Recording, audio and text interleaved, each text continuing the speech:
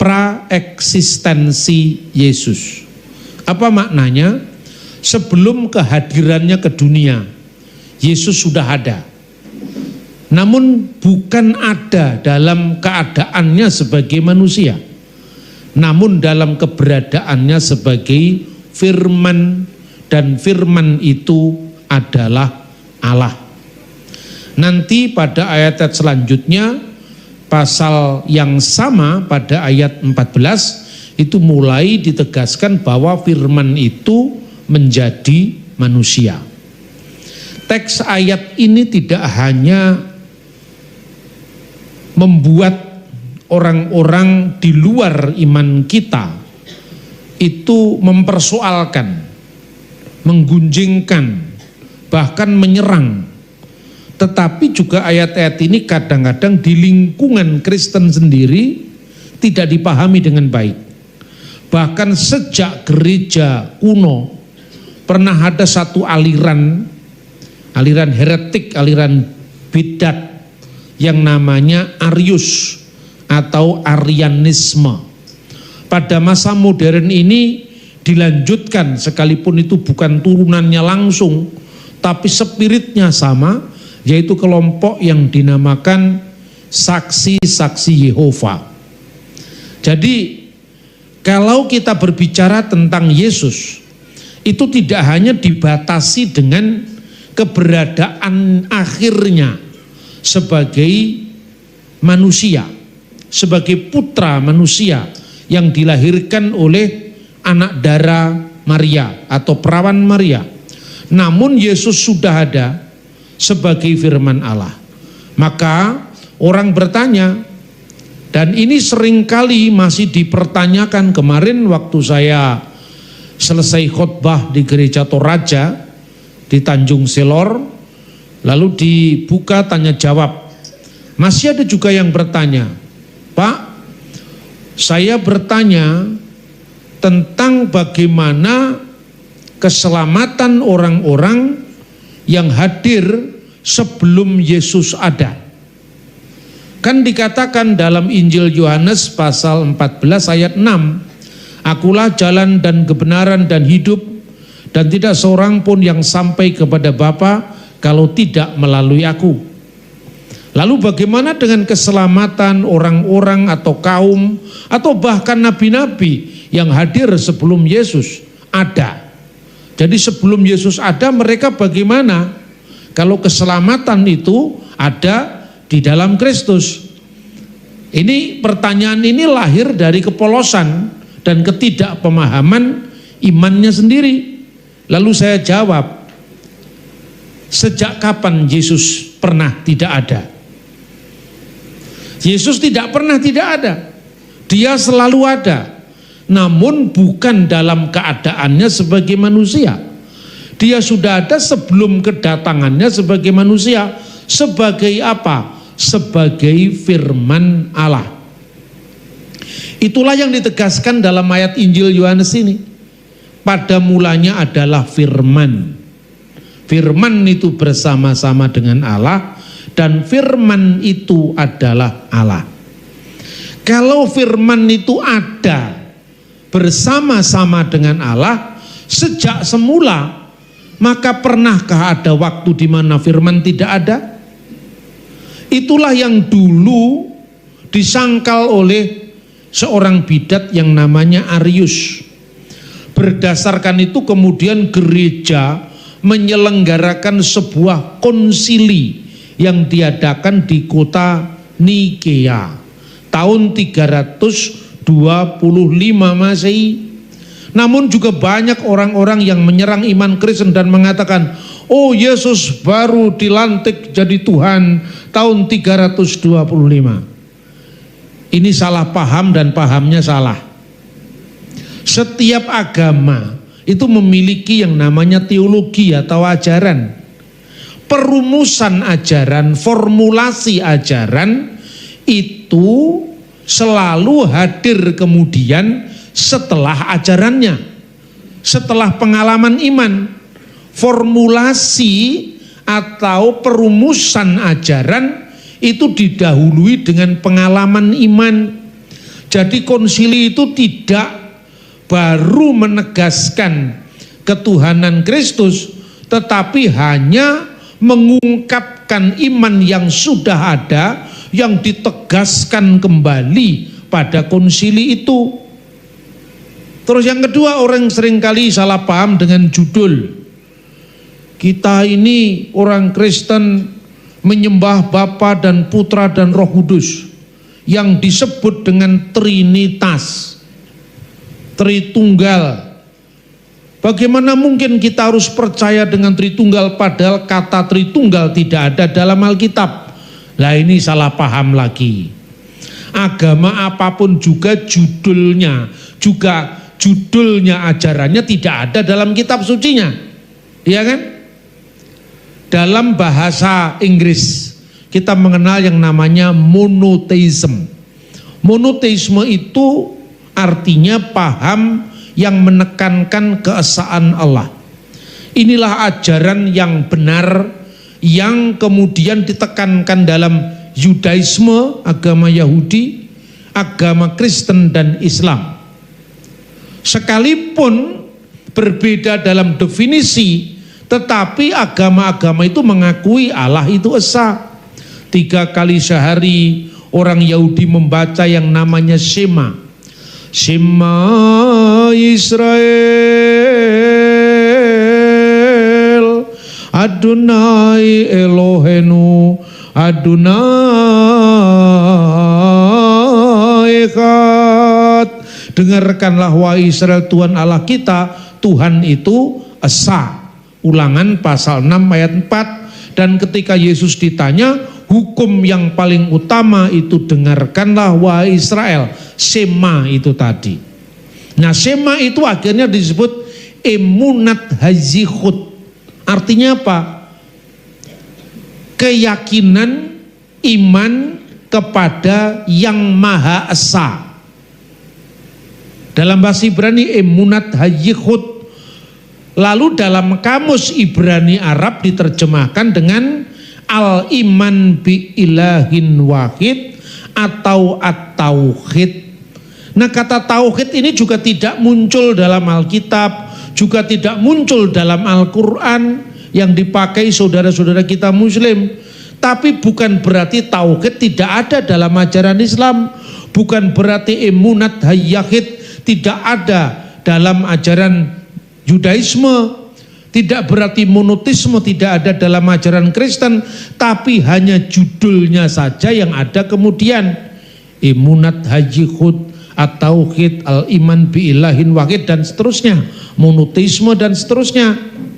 Nah, saudara-saudara, kata Tritunggal itu baru judulnya diperkenalkan oleh seorang bapak gereja. Namanya Theophilus dari Antioquia. Theophilus dari Antioquia itu pemimpin gereja yang ke-7 setelah Rasul Petrus mengabarkan Injil di Antioquia yang dicatat di dalam Kisah Para Rasul pasal 15. Dan Antioquia itu disebut sebagai gereja kedua setelah Yerusalem.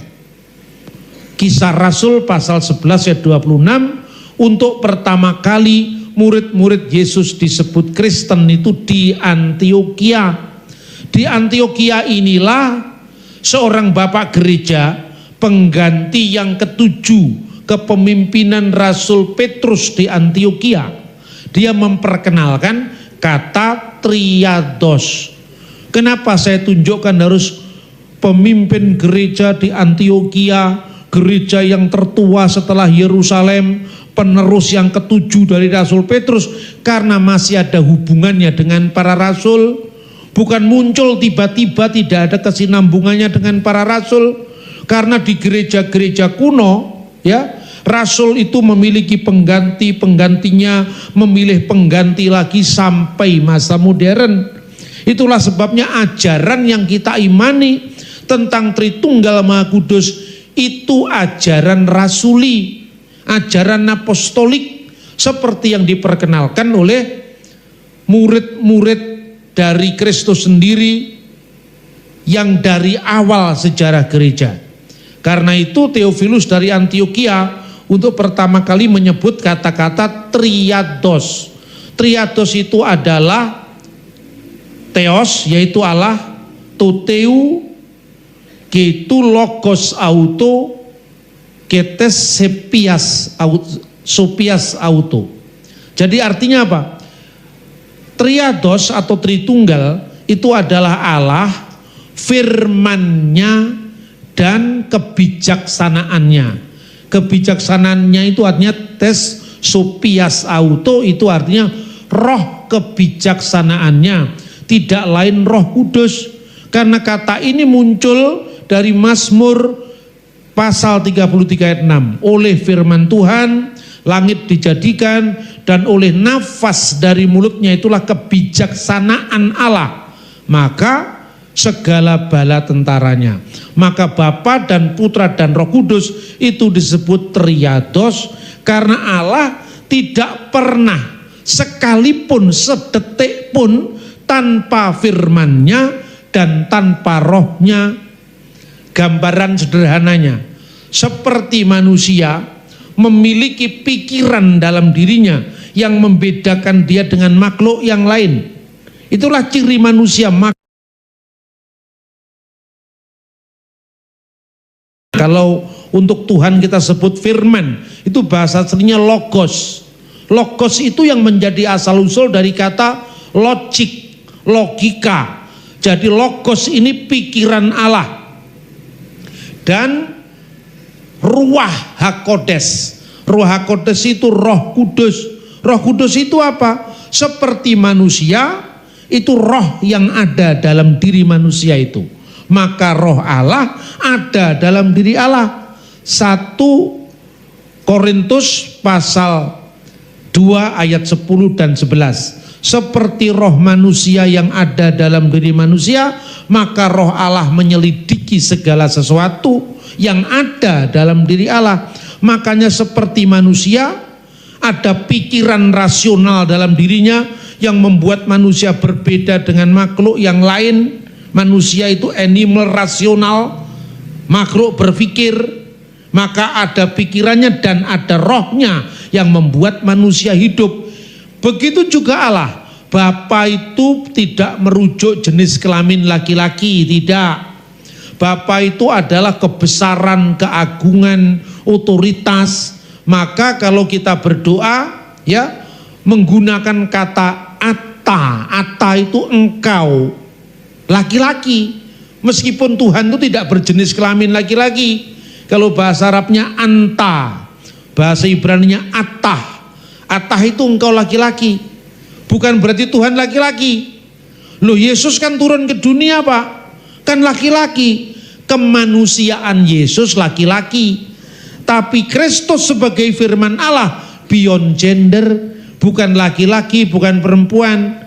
Jadi setiap orang kalau menyebut Tuhan itu Atta, Huwa. Huwa itu dia, laki-laki. Tapi bukan berarti Tuhan itu laki-laki. Itu perumpamaan yang merujuk pada kebesaran. Lalu dalam diri Allah yang satu, yang bergelar atau digelari atau diumpamakan Bapa, itu ada firman-Nya yang kekal dan ada rohnya yang kekal. Seperti manusia terdiri dari wujudnya, tubuh, jiwanya dan rohnya. Saudara-saudara, nah tapi tidak sepenuhnya sama, sebab antara manusia dengan pikirannya dan rohnya tidak bisa berdialog. Ya toh? Pikiran kita dengan roh kita kan satu, tidak bisa berdialog. Makanya manusia kesepian. Benar tidak? Makanya manusia kesepian karena dalam dirinya itu sekalipun jamak tapi tidak bisa saling menyapa. Tapi kalau Allah itu maha sempurna. Jadi Bapa bisa berkomunikasi dengan firman-Nya, firman-Nya berkomunikasi dengan rohnya. Maka Tuhan tidak pernah kesepian. Mendalam ini ajaran ini saudara-saudara, itulah yang disebut Tritunggal. Karena Tritunggal itu bicara tentang misteri Tuhan yang teragung. Maka kemudian bagaimana hubungannya antara Allah, firman Allah dan roh Allah. terpaksalah disebut persona. Itu terpaksa karena tidak ada yang bisa mengungkapkan kedalaman misteri Allah. Itu aslinya kata persona itu baru diperkenalkan oleh seorang teolog dari gereja Latin di Roma namanya Tertullian. Ini perlu saya sampaikan. Bapak Ibu saudara-saudara, kalau sekarang tidak paham dulu apa yang saya ceramahkan tetap bisa masuk surga. Tidak ada masalah. Tapi daripada Bapak Ibu nanti mendengar dari orang lain yang sok tahu, yang sok pintar, lebih baik saya dului sekarang. Makanya kadang-kadang kalau saya ceramah, saya khotbah, ngerti atau enggak ngerti, pokoknya saya paksa untuk saya omongkan. Daripada mendengar dari orang lain. Padahal ini sebetulnya kajian untuk para teolog di sekolah seminari, di sekolah tinggi, tapi saya sampaikan karena itu sudah muncul di YouTube, di internet sudah muncul katanya. Kenapa percaya dengan Tritunggal? Kata Tritunggal baru diciptakan oleh Tertullian, itu salah lagi.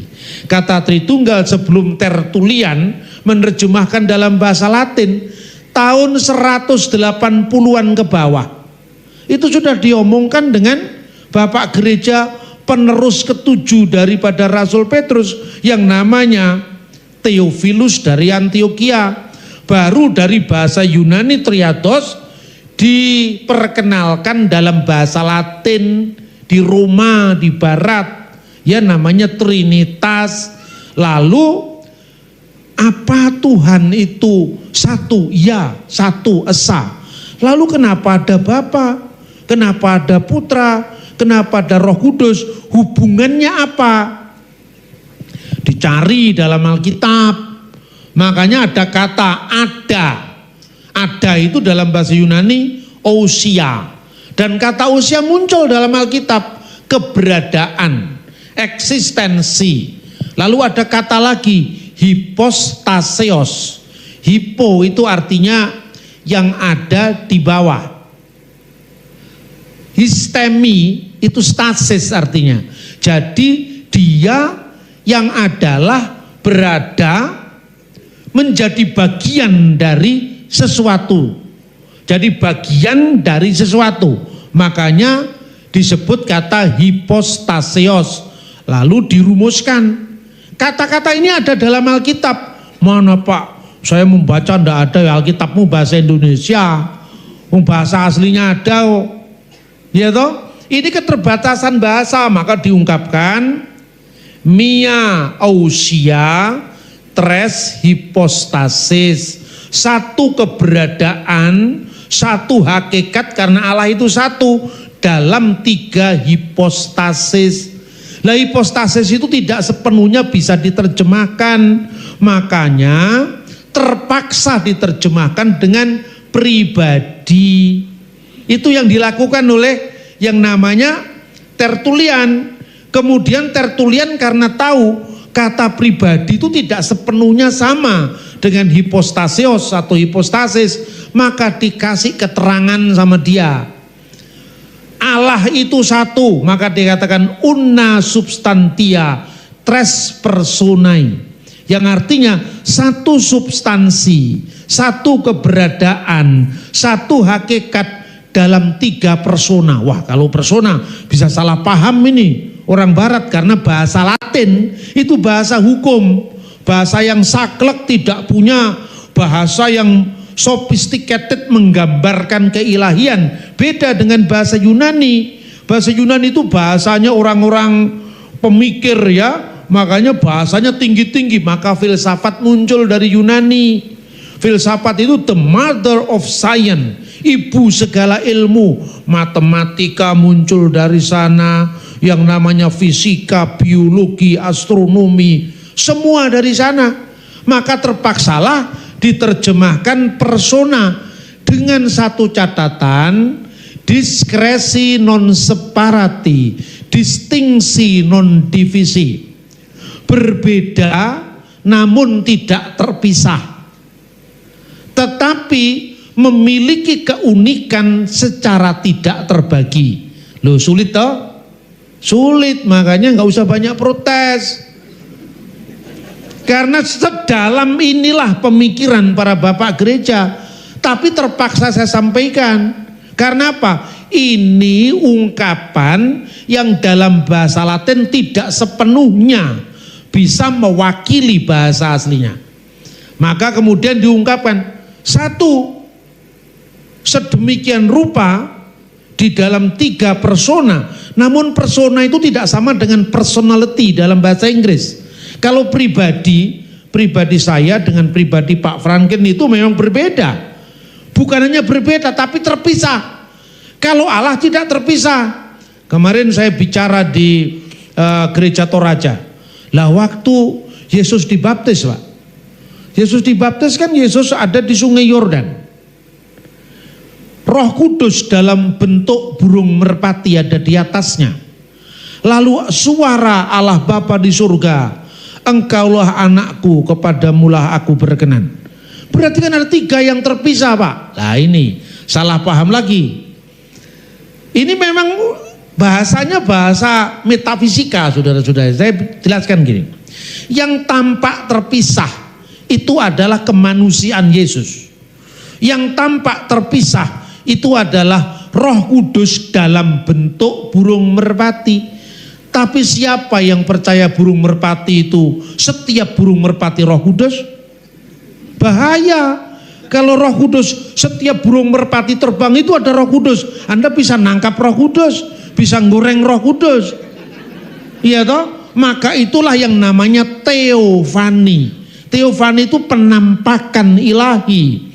Jadi karena Roh Kudus itu tidak kasat mata, karena rohnya Allah, maka dia bisa masuk dalam ruang, dalam waktu, supaya bisa dilihat oleh mata kita yang terbatas ini. Maka dia dalam bentuk burung merpati. Itu simbol. Bukan burung merpati, ada Roh Kudus terbang. Tidak seperti itu. Roh Kudus juga muncul dalam bentuk lidah-lidah api. Bukan berarti kalau ada rumah kebakaran, rumah dibakar Roh Kudus, rumah dibakar Roh Kudus, kan tidak begitu. Itu juga simbolik.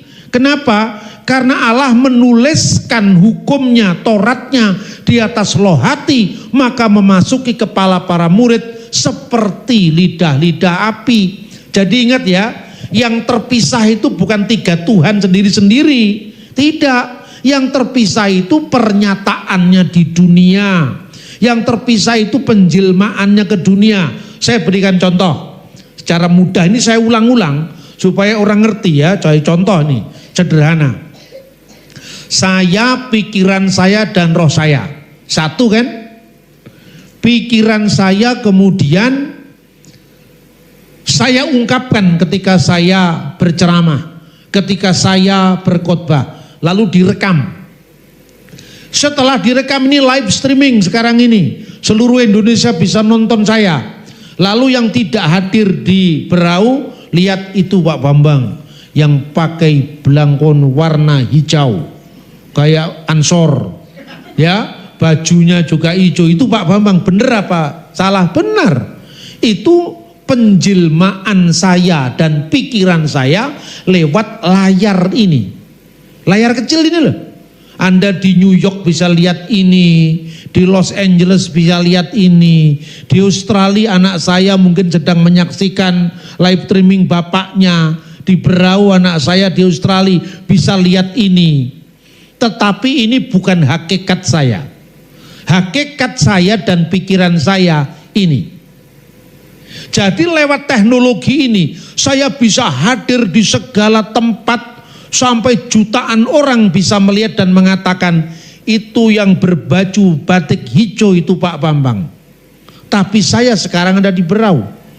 Allah tidak terikat oleh ruang dan waktu. Maka jangan bertanya dengan keawamanmu mengatakan waktu firman Allah jadi manusia, surga kekosongan firman. Anda tidak bisa membedakan satu Tuhan dengan satu bakpao, satu Tuhan dengan satu bakso, nggak bisa. Karena Tuhan itu metafisik, di sebalik yang fisik. Maka pada mulanya adalah firman. Yesus yang sebelum datang ke dunia ini sebagai firman. Firman itu bukan sekedar kata-kata, ya. Firman itu bukan sekedar suara, tapi firman itu sang sabda. Firman itu adalah wisdom of God. Firman itu adalah logos tuteu. Lewat sabdanya ini Allah menjadikan jadi, maka jadilah. Maka dalam kitab Kejadian dikatakan wa yomer Elohim, dan berfirmanlah Allah Yehior wa Yehior, jadilah terang maka terang itu jadi. Yohanes pasal 1 ayat 3 mengatakan segala sesuatu dijadikan oleh Dia. Dia ini siapa? Dia sang firman.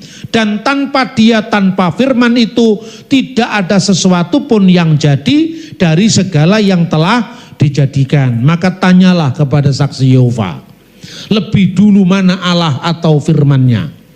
Tanya, nanti kan pasti bingung. Lebih dulu Allah, Pak. Oke, kalau lebih dulu Allah berarti Allah ini eksistensinya, wujudnya sudah ada tapi firman-Nya belum ada. Begitu. Berarti ada waktu di mana Allah pernah ada tanpa firman. Apa ya begitu? Berarti sebelum Allah ada firman, berarti Allah tidak mampu mencipta karena belum ada firman-Nya. Ayo coba jawab. Saksi Yehova menjawab, Yesus Pak diciptakan. Jangan ngomong Yesus dulu. Firman diciptakan apa tidak? Kalau dia bilang diciptakan, yang menciptakan firman siapa? Ya Allah Pak. Allah caranya mencipta bagaimana? Berfirman lah, firman belum ada. Ayo sekarang, kalau firman itu pernah tidak ada, berarti Allah tidak pernah tidak punya firman. Lalu firman itu diciptakan oleh siapa? Oleh Allah Pak. Tidak ada mustahil bagi Allah. Sepakat tidak ada mustahil bagi Allah. Yang mustahil otakmu tidak sampai. Benar apa tidak? Kalau firman diciptakan, firman mana yang menciptakan firman? Ya toh? Maka firman itu sama kekal dengan Allah. Itulah sebabnya ketika Arius kemudian muncul, dia dengan sombong sekali. Biasanya orang-orang yang penyesat itu biasanya sombong-sombong biasanya. Ya toh, dia mengatakan ada waktu di mana putra Allah pernah tidak ada. Ini mirip dengan pertanyaan tadi. Waktu Yesus belum ada, lalu bagaimana keselamatan orang sebelum Yesus? Terus saya jawab, kapan Yesus pernah tidak ada? Karena Allah selalu ada bersama firman-Nya. Maka bicara tentang Yesus sebagai firman Allah, dan Yesus itu Allah, tidak menunjuk pada kemanusiaannya yang kelihatan, tapi menunjuk kepada firman Allah yang kekal. Jadi seperti tadi saya umpamakan, ketika pikiran saya direkam ceramah saya, dan ketika saya ceramah, saya menunjukkan jari saya, tanda bahwa saya hidup karena saya ada roh dalam diri saya. Lalu orang mengatakan, itu Pak Bambang, itu Pak Bambang. Di mana-mana ada ceramah saya, dan orang mengatakan, itu Pak Bambang yang berbaju batik berwarna hijau, warna ansor itu misalnya. Ya toh, semua orang bisa melihat itu. Tapi saya sekarang ada di Berau. Jadi Allah itu ketika firman-Nya menjadi manusia, firman itu keluar dari Allah. Bahasa kiasannya dilahirkan dari Allah. Bukan berarti Allah kemudian beranak. Ya toh, lalu Omai Rama menyanyikan Tuhan tidak beranak dan tak diperanakan. Omai Rama betul, siapa yang ngomong salah? Karena memang Tuhan tidak beranak dan tidak diperanakkan secara fisik. Itulah sebabnya Yesus bersabda di dalam Yohanes pasal 8 ayat 42. Kalau Allah itu Bapamu, kamu mengasihi aku, sebab aku keluar dan datang dari Allah. Maka ketika firman menjadi manusia, firman itu keluar dari Allah tanpa meninggalkan Allah. Lah kok bisa Pak? Karena Allah itu tidak terikat oleh ruang, tidak terikat oleh waktu, hadir di mana-mana. Masa kemudian kalau ibadah di gereja, 2-3 orang berkumpul Allah hadir, Saudara-saudara, Tuhan ada di sini sekarang. Tuhan mendengar doa-doamu. Tidak seorang pun dari jemaat itu mana, gak ada, dicari sampingnya. Jadi keberadaan Tuhan itu bukan Anda cari mana, katanya Pak Pendeta ada, mana, gak ada begitu. Karena Tuhan itu tidak terikat oleh ruang, tidak terikat oleh waktu. Satu contoh, apa ketika firman menjadi manusia, surga kehilangan firman, Allah tidak punya firman lagi karena sedang turun ke dunia.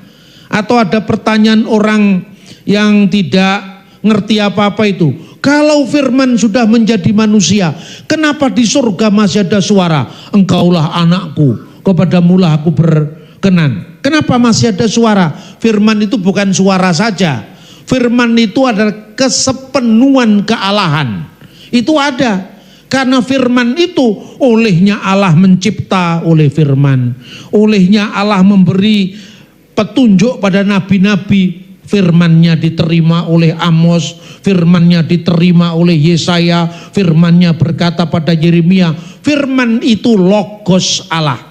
Itu maknanya saudara-saudara. Jadi tidak pernah ada waktu Allah ada tanpa firmannya. Tidak pernah ada sekelumit waktu pun, sedetik pun Allah pernah ada tanpa firmannya atau tanpa rohnya.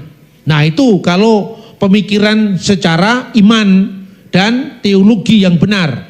Yang kedua, modalnya kaum penyesat itu otak-atik ayat, ya, karena bisanya cuman itu. Saya pernah ketemu dengan orang saksi Yehova, lalu dia tanya kepada saya begini, "Gini Pak, Yesus itu siapa?" Yesus itu siapa Pak? Saya katakan, lah menurut kamu siapa? Saya nanya dulu ke Bapak, Yesus itu siapa? Maksudnya mau menginjili saya, ya kan? Terus saya tanya, Yesus itu ya seperti yang diajarkan gereja itu. Ketika dia lahir ke dunia, dia sebagai manusia. Dalam keadaan yang kekal, dia itu Allah.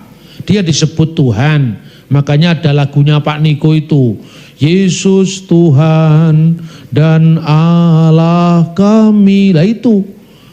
Tuh dia bilang, ya Pak, kalau Yesus itu Tuhan is okay. Karena Tuhan itu kan bahasa Inggrisnya Lord. Seperti Lord Charles, Tuan Takur itu, tapi Tuhan Pak, bukan Tuhan. Saya bilang ya terserah kamu, terus apa? Yang salah apa? Saya bilang. Tapi kalau Yesus itu Allah, di mana ayatnya? Biasanya orang Kristen mengutip Injil Yohanes ini tadi kan? Pada mulanya adalah firman dan firman itu bersama-sama dengan Allah. Stop dulu katanya. Kenapa stop?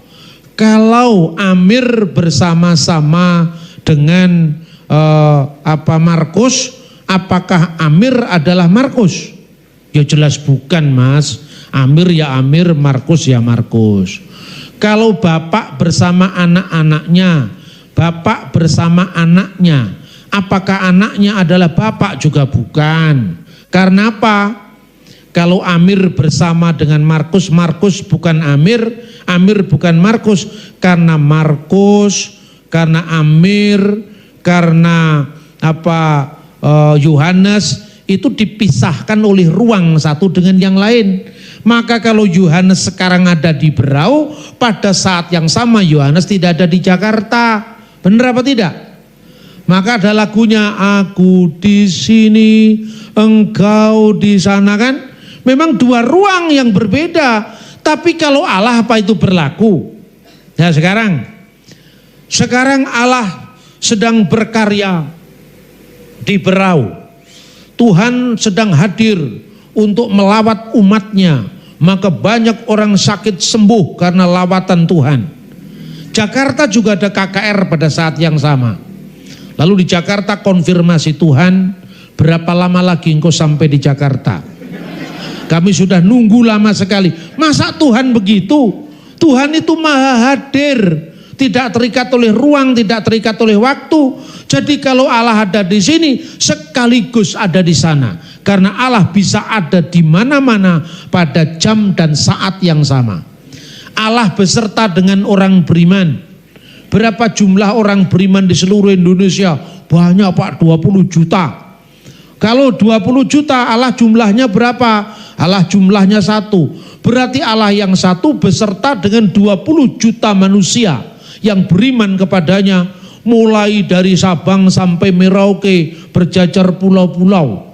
Tuhan ada di mana-mana, di 2 juta tempat yang berbeda, 20 juta tempat yang berbeda, pada jam dan saat yang sama. Apakah Tuhan jumlahnya satu berubah jadi 20 juta?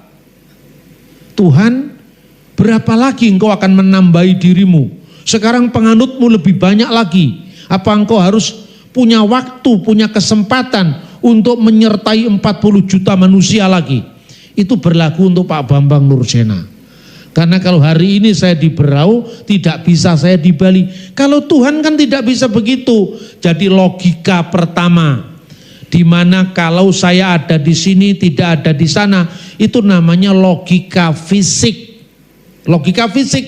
Fisik itu dibatasi oleh ruang, dibatasi oleh waktu.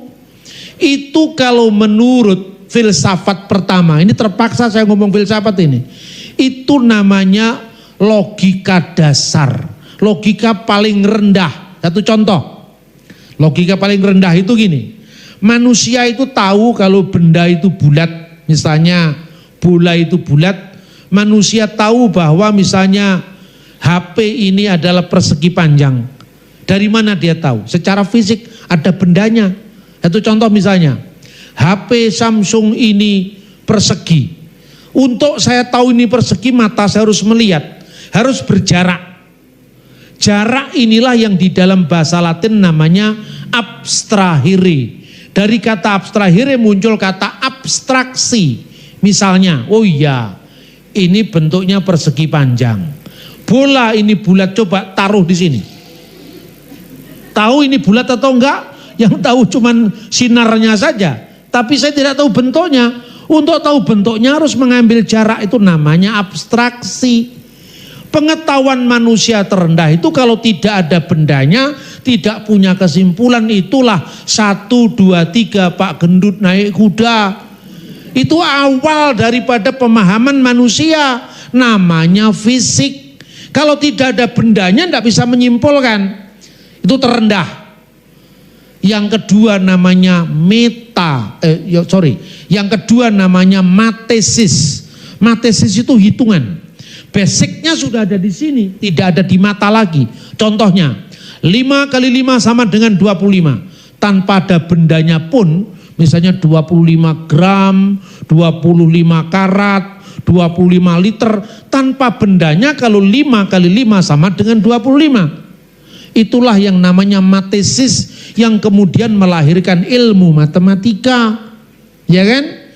Nah, kalau bilangan itu terdiri dari sesuatu yang terhingga, artinya terbatas, maka di situ ada penambahan, mesti lebih banyak. Contohnya 1 tambah 1 tambah 1 sama dengan 3. Lalu orang salah, Kristen itu paling tidak masuk akal. Kenapa mas? 1 tambah 1 tambah 1 kok sama dengan 1? Yang nyuruh menambahkan siapa mas? Kenapa enggak kamu kalikan? 1 kali 1 kali 1 sama dengan berapa? Tetap 1. Yang kedua, yang kamu tambahkan itu benda yang terbatas. Makanya 1 tambah 1 tambah 1 sama dengan 3. Karena 1 terbatas. Lebih banyak lagi 2, lebih banyak lagi 3. Coba sekarang, tak terhingga ditambah tak terhingga, ditambah tak terhingga, jumlahnya berapa? Tak terhingga juga. Benar apa tidak? Lah makanya ini logika tingkat kedua. Logika tingkat 3 itu yang namanya teologi atau metafisika teologi. Meta itu disebalik, fisik itu yang kelihatan.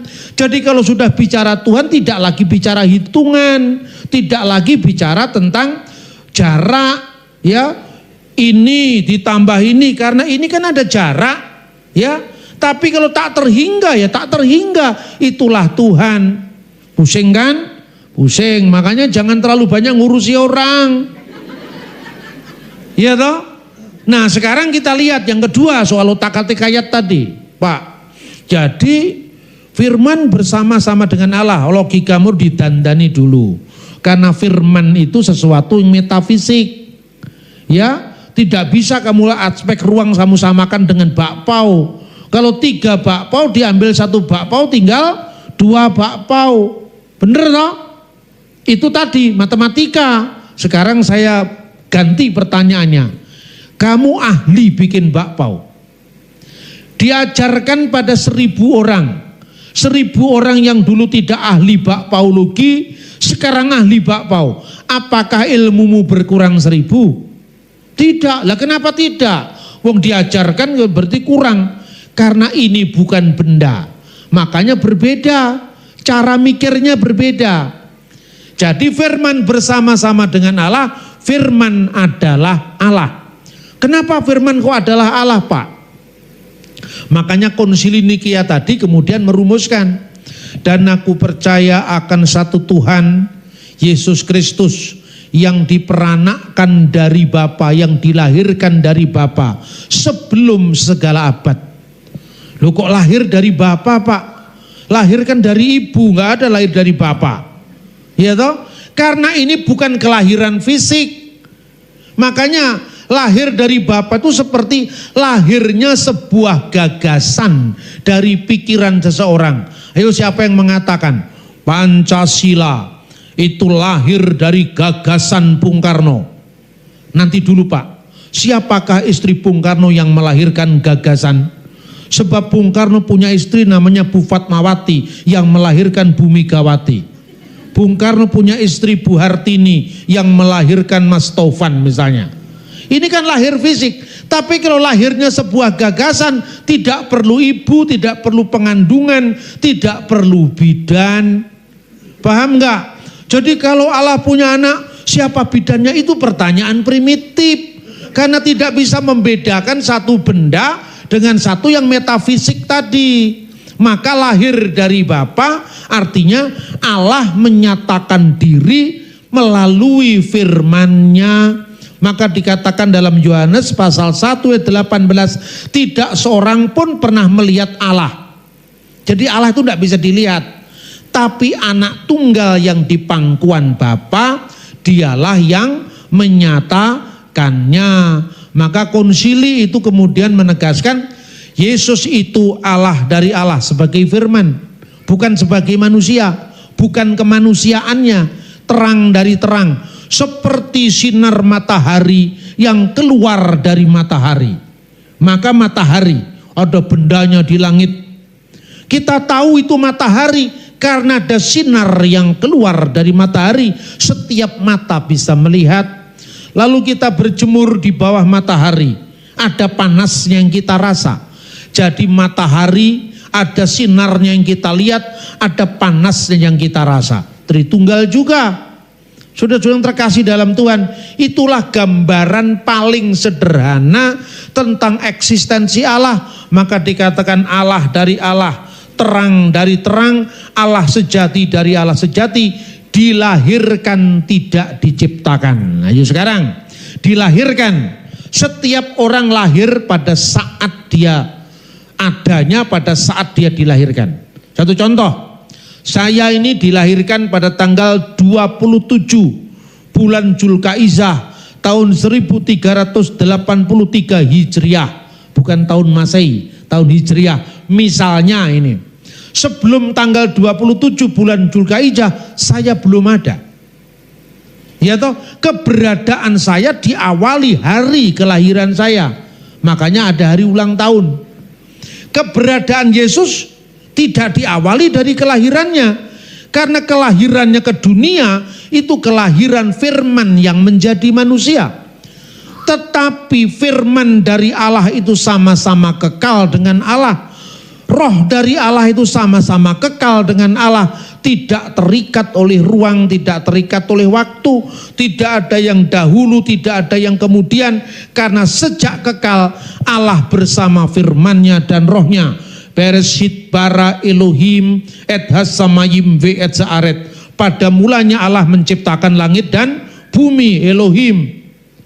Ve haaret hayyetah tohu wabohu. Dan bumi itu belum berbentuk dan kosong. Vehosek alfenetehom, dan kegelapan menutupi samudra raya. Wirwah Elohim dan roh Allah. Merakefet alfini hamayim, melayang-layang di atas permukaan air. Jangan berpikir bahwa roh Allahnya kecil, airnya, samudranya luas. Bukan itu maksudnya. Artinya roh Allah itu sumber hidup dalam diri Allah, menyalurkan kehidupannya sehingga benda yang mati itu menjadi hidup. Karena apa? Dihidupi oleh roh Tuhan. Elohim, ruah Elohim. Baru yang ketiga, wa yomer Elohim yehior wa yehior, jadilah terang maka terang itu jadi. Berfirmanlah Allah jadi Allah, roh Allah, firman Allah. Itu yang dihayati oleh sepanjang sejarah, mulai dari pembukaan kitab Taurat Sefer Beresit 1 ayat 1 sampai dengan 3, Kejadian pasal 1 ayat 1 sampai dengan 3. Lalu dihayati di dalam firman Tuhan dari zaman ke zaman, seperti Mazmur 33 ayat 6, dengan firman Tuhan langit dijadikan, firman Tuhan dengan nafas dari mulutnya, nafas ruah dari roh, jadi roh, firman, Tuhan yang punya firman. Lalu berkat Harun juga 3 aspek disebutkan, ya kan? Berkat Harun 3 kali kudus trisagion, kudus, kudus, kuduslah Tuhan di atas bala tentaranya, juga 3 kali. Benar tidak? Jadi semuanya itu dihayati dalam ibadah, dihayati dalam penyembahan, dihayati dalam pemujaan. Tapi orang belum paham bagaimana menjelaskan Allah dan firman Allah dan roh Allah terus berjalan sampai Yesus datang. Jadi di perjanjian lama, apa sudah ada Tritunggal? Tritunggal itu dari kekal sampai kekal. Makanya di gereja-gereja di Libanon, di Syria, di Kairo, selalu ada doksologi Tritunggal. Al-masdu lillahi walibni waruhil kudus, al-ana wa kulu awanin wa ila dahrid dahirin.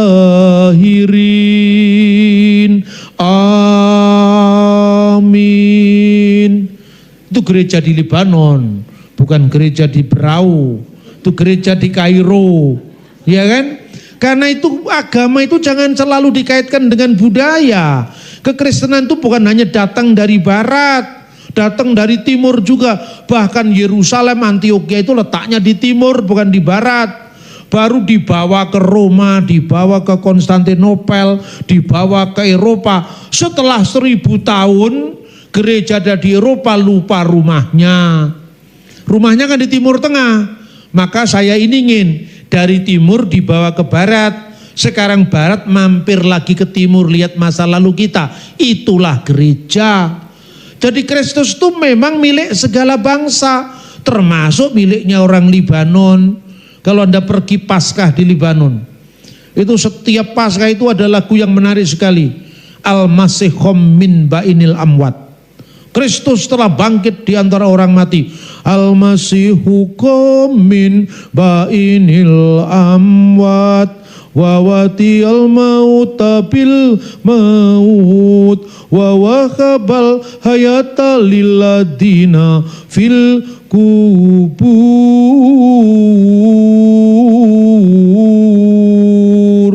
Ini bahasa Arab tapi bukan Islam loh. Bahasa Arab Kristen ini, itu ada di Libanon, di Syria, di mana. Jadi jangan membatasi karya Kristus dengan budaya kita. Jangan membatasi Kristus dengan hanya alat musik kita. Mau pakai drum, mau pakai musik klasik, mau pakai musik apa, itu hanya sarana. Ya, orang sering mengatakan, wah ini gereja Pentakosta, ini gereja karismatik tidak sah. Masa ada drum? Yang benar musik klasik. Zaman Yesus musik klasik juga tidak ada. Ini kadang-kadang orang ini bertengkar pada hal-hal yang tidak substansial. Tapi tentang pokok iman kita yang disalahpahami, kita tidak pernah bicara. Saudara-saudara yang terkasih dalam Tuhan. Nah, kita hayati kemudian ayat selanjutnya ya. Firman yang menciptakan langit dan bumi itu sama kekal dengan Allah, karena tidak ada waktu di mana pernah ada waktu di mana Tuhan ada tanpa firman-Nya. Selalu Tuhan ada bersama firman-Nya dan roh-Nya. Lalu ayat 10, Ia telah ada di dalam dunia dan dunia dijadikan olehnya. Dunia dijadikan oleh firman Allah, maka tidak mungkin firman Allah dijadikan. Dunia dijadikan olehnya, tapi dunia tidak mengenalnya. Kenapa dunia tidak mengenalnya? Karena dia datang dalam kemiskinannya, agar yang miskin menjadi kaya. Dia datang kepada yang terbatas, sekalipun dia tak terbatas, agar yang terbatas ini boleh diangkat dari kemuliaan, mengambil bagian dari dia yang tak terbatas. Dia datang pada milik kepunyaannya, tetapi orang-orang kepunyaannya itu tidak menerimanya. Saudara-saudara pernah ya, ada seorang tokoh di Jawa Timur, kira-kira awal abad 19. Namanya adalah Kiai Tunggul Wulung atau Kiai Abdullah Tunggul Wulung. Dia itu mencari kebenaran sampai dia naik ke Gunung Kelut. Loh, kenapa cari kebenaran kok Gunung Kelut? Karena waktu itu belum ada KKR. Dia mencari Tuhan dengan caranya sendiri, ya toh? Di situ dicegah oleh seorang pertapa perempuan namanya Endang Sampurnawati. Lalu terjadi dialog, Tuhan tidak boleh naik ke sini karena ini wilayah saya. Sebelum Tuhan bisa menjawab ilmu saya, apa itu? Ada buah kemiri jatuh hari ini, tapi bisa dipanen kemarin. Apa dan siapa? Loh, ini abad 19 itu. Buah kemiri jatuh hari ini, tapi bisa dipanen kemarin. Woh kemiri tiba saiki nanging dipanen dek wingi, bahasa Jawanya. Buah kemiri jatuh hari ini tapi bisa dipanen kemarin. Kata Kiai Tunggul Wulung, sebelum saya bisa menjawab pertanyaanmu, jawab juga pertanyaanku. Kiai Tunggul Wulung mengatakan, Ratu Adil, Raja Selamat. Ratu bahasa Jawa itu bukan perempuan, kalau bahasa Indonesia perempuan. Kalau raja perempuan bahasa Jawanya Rani. Ratu Rani ya. Rani itu perempuan. Ratu Adil, Raja Penyelamat. Rawuh mertamu datang bertamu. Tamu menyilakan si tuan rumah. Sebiting tanpa sangu sepeser pun dia tidak ada bekal. Siapa dia? Lo anehnya, kedua-duanya menjawab serempak, Yesus Kristus. Tahu dari mana orang ini Yesus Kristus? Saya meyakini tahu dari Roh Kudus. Karena Roh Kudus sedang jengkel pada para penginjil. Karena dia tidak pernah menyampaikan kabar baik. Ya kan? Maka Roh Kudus turun langsung. Kok bisa begitu? Jawabannya ayat ini. Dia datang pada milik kepunyaannya karena apa? Sesungguhnya pemilik yang sebenarnya itu tamunya tadi. Tapi orang yang merasa diri tuan rumah tadi tidak mengenal dia karena dia datang dalam keadaannya yang miskin. Dia yang kaya menjadi miskin sehingga tidak dikenali kemuliaannya. Satunya, woh kemiri, buah kemiri jatuhnya hari ini. Jadi jatuhnya baru hari ini. Tapi anehnya kok bisa dipanen kemarin. Apa artinya? Nabi-nabi yang datang, semua orang bijak yang datang sebelum firman menjadi manusia. Dia hidup dari firman itu sebelum kedatangannya jadi manusia. Itulah keselamatan bagi mereka yang belum mengenal Kristus sebelum kedatangannya ke dunia. Jadi jangan lagi bertanya, lalu bagaimana nabi-nabi, orang-orang yang datang sebelum Yesus ada? Itu pertanyaan keliru. Yesus tidak pernah tidak ada. Dia ada sebagai firman Allah. Maka akhirnya dua orang ini naik ke Gunung Kelut. Hampir 7 tahun dia sana mencari kebenaran. Lalu dia mendapatkan suara dari surga. Tinggalkanlah tempat ini dan pergilah kepada seorang hambaku di sana. Merujukkan tempat itu adalah namanya Mojowarno. Lalu datang kepada seorang, ternyata orang itu pendeta. Loh, yang saya ceritakan ini sejarah gereja Jawa ini Saya bukan ngarang ini. Lalu datanglah kepada seorang pendeta Belanda, namanya Mr. Jellesma, Dominee Jellesma. Jellesma itu seorang Belanda yang datang pada generasi kedua. Setelah apa? Dulu ketegangan antara Kristen Belanda dan Kristen Jawa. Karena Kristen Belanda ini dipimpin oleh Yohanes MD. Orang Jawa tidak boleh pakai begini karena ini okultisme. Orang Jawa tidak boleh nonton wayang. Orang Jawa harus do re mi fa sol, tidak boleh pakai lagu Jawa. Lah suaranya fals semua makanya saudara-saudara. Karena kalau sekarang semua sudah lancar do re mi fa sol kan. Dulu tidak lancar. Makanya orang sebetulnya kontekstualisasi saudara-saudara. Itu bukan sekedar mengangkat bahasanya, tapi juga nadanya. Lah orang Jawa nadanya bukan do re mi fa sol. Itu mirip gini ya. Orang Jawa disuruh ngomong bahasa lain oke. Tapi suasananya bukan suasana Jawa. Itu mirip begini. Kita disuruh nembang Jawa, ya, disuruh menyanyi lagu Jawa, tetapi nadanya nada do re mi fa sol. Jadi orang merasa asing karena tetap tidak bersuasana Jawa. Seperti orang Dayak, orang Batak, orang apa, nadanya tidak sama dengan mereka. Itu seperti kalau Anda nyanyi lagu Jawa diterjemahkan bahasa Inggris. Nadanya Jawa. Kira-kira pantas apa tidak? Misalnya, ini yang Jawa ada ya. Saya terpaksa ini karena ceritanya Tunggul Wulung. Ya, ceritanya dari Jawa makanya terpaksa nyanyi lagu Jawa. Dalam bahasa Jawa itu ada lagu begini.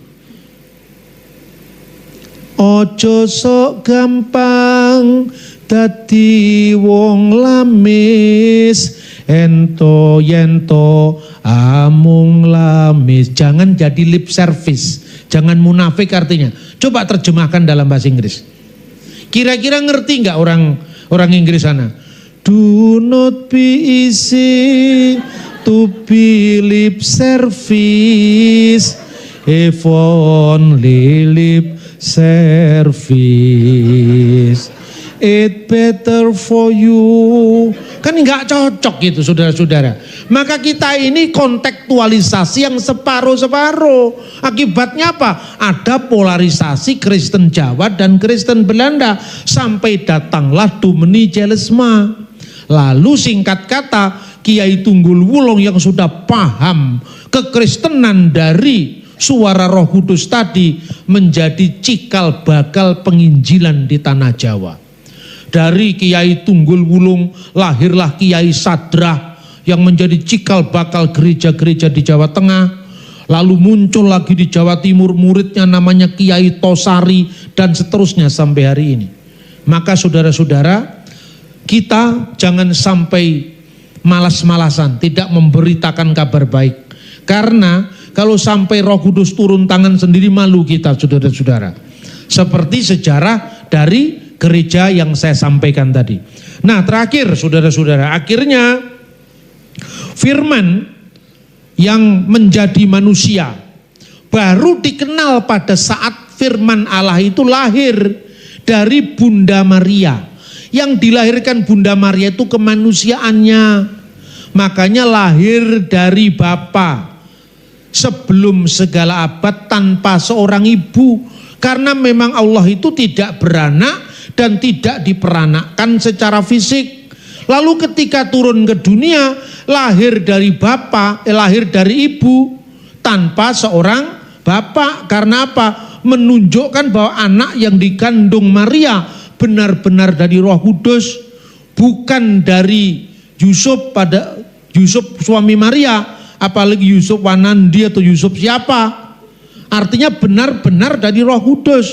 Itulah yang di dalam ajaran bapak-bapak gereja disebut divine birth of Jesus Christ.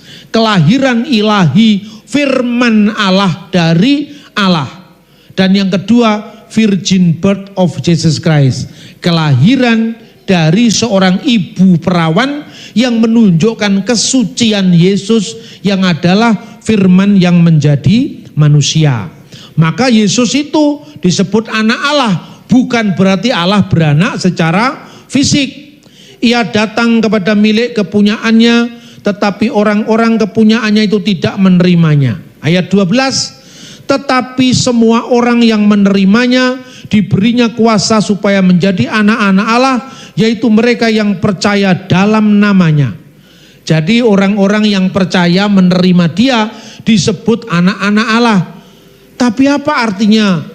What is the meaning of children of God? Anak-anak Allah, the son of God. Artinya bukan Allah beranak. Ayat 13, orang-orang yang diperanakkan bukan dari darah. Artinya bukan beranak fisik. Dan bukan pula dari daging. Bukan secara jasmani oleh keinginan seorang laki-laki, melainkan dari Allah. Nah, orang-orang yang percaya kepada firman Allah tadi disebut anak-anak Allah.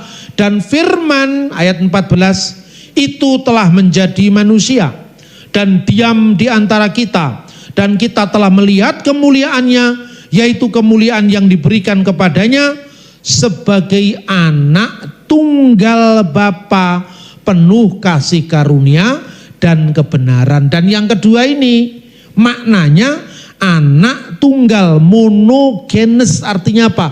Satu-satunya yang menyingkapkan rahasia Allah ke dunia. Maka siapa yang melihat firman yang menjadi manusia, dia melihat yang punya firman.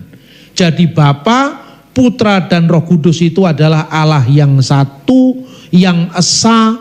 Jadi seperti penampakannya ke dunia itu namanya Tritunggal ekonomia, penampakannya ke dunia. Jadi yang disalib kemanusiaan Yesus, yang mati kemanusiaan Yesus, maka dikatakan dia yang dibunuh dalam keadaannya sebagai manusia. Tapi Allah tidak bisa mati, Allah tidak bisa disalib. Yang disalib dalam keadaannya sebagai manusia. Seperti misalnya pikiran saya dituangkan, direkam dalam sebuah buku atau video ini. Orang tidak suka sama saya. Wah, setiap kali gua mendengarkan Pak Bambang Nursena, HP ini dibuang, brak, rusak. Apakah pikiran saya ikut rusak? Karena HP itu hanya menjelmakan pikiran saya. Itu gambaran yang terbatas. Seperti misalnya firman Tuhan jadi buku. Firman Tuhan turun jadi buku misalnya. Yang satu dengan Tuhan itu firmannya, bukan kertasnya kan. Kalau kertasnya rusak, apakah pikiran Tuhan rusak? Tidak. Yang terbakar itu bukunya. Tapi Allah tidak bisa terbakar. Ketika firman menjadi manusia, dia dibunuh dalam keadaannya sebagai manusia, kemanusiaannya mati. Tapi Allah itu tidak bisa mati. Makanya ada kidung pujian dalam bahasa Arab yang dipakai banyak gereja-gereja Oikumene di Lebanon, di Mesir. Kudusulillah, kudusulil kowi kudus, kudusun, kudusulillahi la yamut, irhamna, kudusun, kudusun, yaman sulibta anirhamna. Kuduslah engkau ya Allah. Kuduslah engkau yang maha kuasa. Kuduslah engkau yang tidak bisa mati, yang tak berkematian. Ketika menjadi manusia, firman-Nya itu disalibkan untuk kami, kasihanilah kami. Jadi Yesus mati sebagai kemanusiaan yang dikenakan oleh Sang Sabda. Tapi Sabda Allah tidak tersentuh oleh maut, Allah tidak bisa mati. Kemanusiaan yang dikenakan oleh Sabda Allah itulah yang mati, namun bangkit kembali dari antara orang mati, naik ke surga. Karena Yesus hidup, Yesus itu kuasa, karena firman itulah yang kita kenal menjadi manusia. Dan sekalipun ada keterbatasan untuk waktu yang singkat ketika dia menjadi manusia, Waktu yang singkat itu kapan? Ibrani pasal 29, ketika firman menjadi manusia. Tapi firman itu kembali kepada Bapa di surga, dan firman itu satu dengan Allah. Terpujilah Bapa, Putra dan Roh Kudus, sekarang dan selalu, serta sepanjang segala abad. Dalam nama Tuhan Yesus. Amin.